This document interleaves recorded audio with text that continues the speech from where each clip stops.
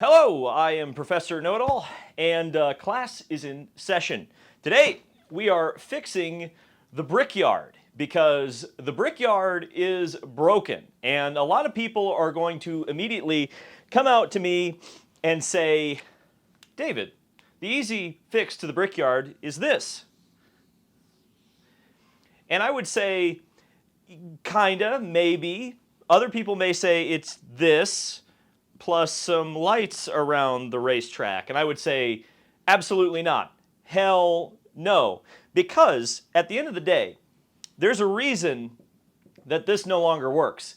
In fact, the most obvious reason out there is the fact that NASCAR no longer races on the oval. Now that's going to change, assuming, of course, that the two-day tire test after the Verizon 200 road course race on the oval track goes smoothly. The Brickyard 400 will be returning in 2024. But we're going to think outside of the box because lights at the Brickyard, that doesn't work. I actually share Roger Penske's opinion about lights at the Brickyard because at the end of the day, lights aren't going to solve the actual problem that the Brickyard 400 faces. The fact of the matter is, it's no longer a special race. It's no longer special that NASCAR races on the 2.5 mile oval. So how can we create a new special event? That's what we're going to solve in today's video.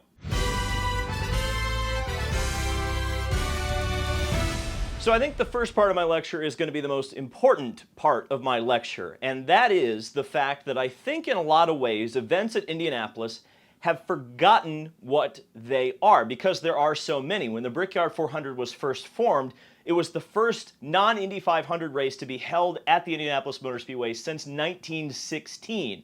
Obviously, since then, we've had not only the Brickyard on the road course, Xfinity on the oval and road course, Formula One on the road course, MotoGP on the road course, IndyCars on the road course 2 or even 3 times a year. We've had SVRA, we've had Trans Am, we've had SRO, we've had IMSA, we've even had a go-kart race that the professor himself has participated in. So we need to answer this question. What should Indy be? What makes a race at Indy, Indy? And I think the easiest and most logical start is that Indy should be special. It's special to race at the Indianapolis Motor Speedway. And I think as there have been more and more events, it has become less special. But I think that can be changed because one of the things that Roger Penske has done has made the oval exclusive to Indy cars. Now, that changing next year means that automatically there's at least a little bit of an element of speciality to the NASCAR Cup Series cars racing on the oval. But I think we can take that a step further. There are a lot more elements to Indy than just the fact that it's special. Indy should also be challenging, or in other words, difficult. Indianapolis should always be a challenge. Indy should never be considered easy. Indy should never be considered another race. I think that's another very important point as we get into this to establish. How can we make Indy special, difficult? And I think the way to do that is to make it exclusive. Indy is exclusive. A very few amount of drivers, the greatest race car drivers in the world, should be the ones that get to race at the Indianapolis Motor Speedway, at least on the oval track. I think the road course is already a lost cause for that because, again, the professors race there in a go-kart. But the Indianapolis Oval means something, and I think we really need to continue to establish that it means something. And that exclusivity is going to be a key part of my plan for the Brickyard 400. And the final part of it, because of that exclusivity, Indy needs to have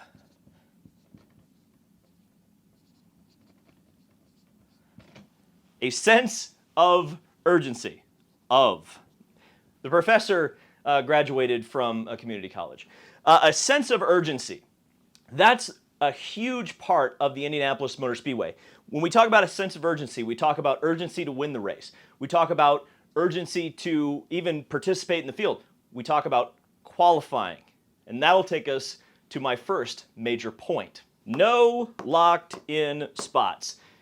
I know it's antithetical to what we now know as NASCAR, but to make Indy, we have to look at the Indianapolis 500. And what makes the Indianapolis 500 so special is that no one is safe. No one is locked in. Scott Dixon could be bumped from the field. Elio Castroneves could be bumped from the field. Joseph Newgarden could be bumped from the field. Alex Palou could be bumped from the field. We've seen in the past at the Indianapolis 500 the sense of urgency, the sense of fear. When a big name has trouble, like Team Penske did in 1995. The two previous winners of the Indianapolis 500, Emerson Fittipaldi and Al Unser Jr., both went home and did not participate in the 1995 Indy 500. You go to James Hinchcliffe missing the show in 2018. You go to Fernando Alonso missing it in 2019. There are always a sense of urgency, something that makes the event unique, makes it special. But of course, we know that NASCAR has the charter system, so it makes no locked-in spots a very difficult prospect. But I have a solution to this that I think will work. So like much of this video, I'm going to root a lot of my suggestions in tradition. And I think there's going to be a lot of sacrilege when I make this suggestion. The Brickyard 400 should have a 33-car field, much like the Indianapolis 500. And I can hear the traditionalists now. They're saying, my God, how could you do that? That's the Indy 500's tradition. What are you doing? That's not right. To which I would answer, the sacrilege already has happened. Indy cars turn right in the month of May. Like, it's not that deep, bro. And because of having a 33-car field, we can do some fun things with that. Because my idea would be to have a 3-day show, and I'll explain this a little bit better or in more detail here in just a second, but we would have 30 cars qualify on speed, very similar to the current Indy 500 format.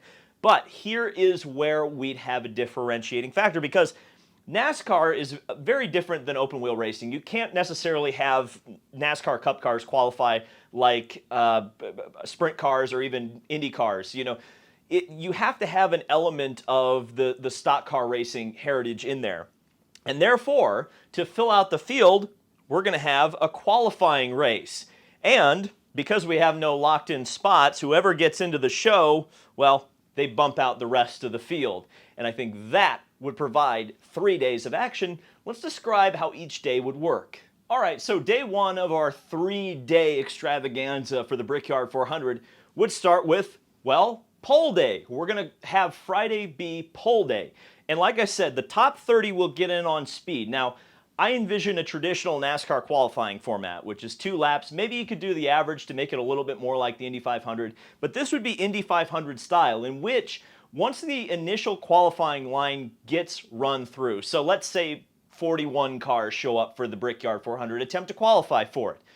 Once we go through the top qualifying runs, all 41 cars get at least one guaranteed attempt. We have 30 cars. Well, do we leave it at that? No, absolutely not. Once the initial qualifying line has run through, any car anywhere in the field can get back in line and either run for the pole or run to get into that top 30. This will create an all-day event, an all-day affair, where hopefully we create a situation where NASCAR Cup Series cars are qualifying all day Indy 500 style. Again, we're talking about sense of urgency. We're talking about speciality. We're making this an event. Bumping. Well, this is a big aspect of the Indianapolis Motor Speedway, and we're actually going to be bumping in 2 totally different ways, which will make this event completely different. The first day bumping, well, that's just to get in the top 30, and then of course it'll be to get onto the pole position if other people can go out, say, in the happy hour and try to make the field. Now, the one caveat I would have would be, unlike the Indy 500 qualifying as it stands right now, we would go back to a more traditional format where if you attempt to pull your time out of the field, that time no longer stands. So every qualification is a risk. So if Chase Elliott decides to pull his time out of line, he no longer is in the field. Let's say he qualified 10th, tries to go for the pole and crashes. Well, Chase is out of the field and no longer a participant in the Brickyard 400.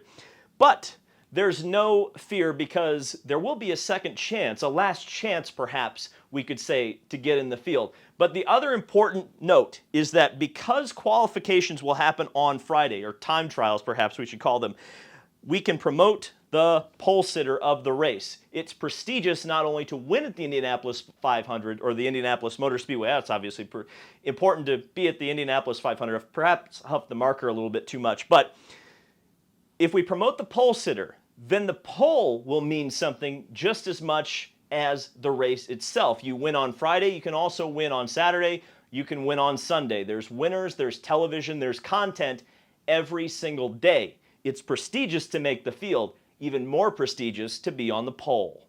So, Saturday, which would be for the Cup Series, bump day. But because the Cup Series, and frankly the teams would probably revolt if we tried to have them have 2 full days of qualifying, we have to fill content somewhere. And so, despite what I said earlier about Indy having to be special, I still think you have to have an Xfinity Series race to fill out the entire weekend and make it valuable for the fans and paying customers. But we'll start it at noon. But immediately following the Xfinity race, and that's going to be harder starting in 2025 to pull off than it would be into 2024. But currently, Xfinity and Cup are on the same broadcasting network. So Xfinity theoretically would be on NBC Sports. So what do?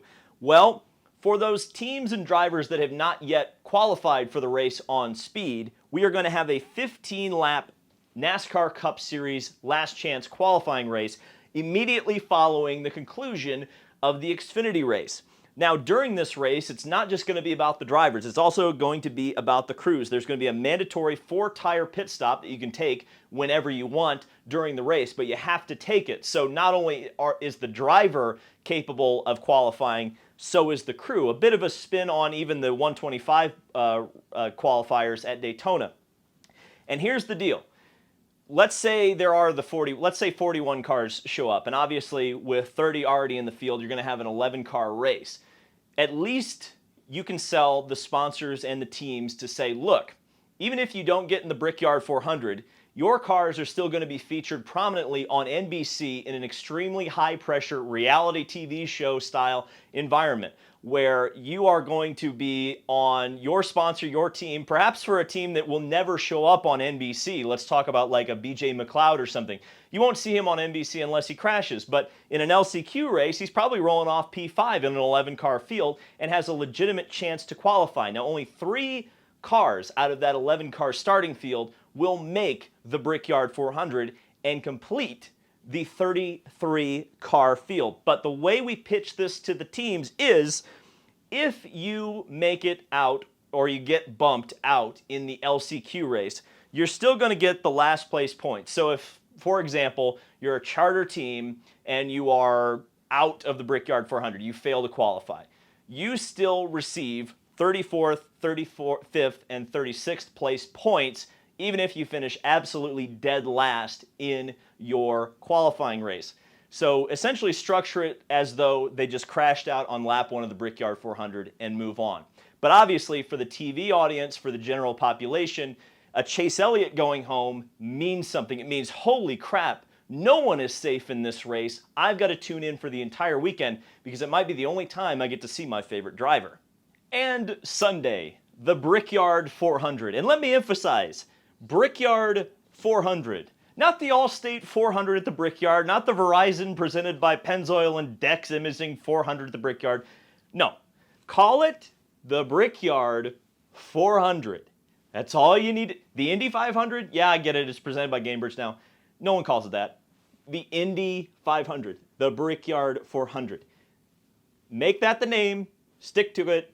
You want to have sponsors, put them on the walls. Don't put them on the name of the race. Please don't, for the love of God. 400 oval miles, very straightforward. Exactly the same as we're used to with the Brickyard 400.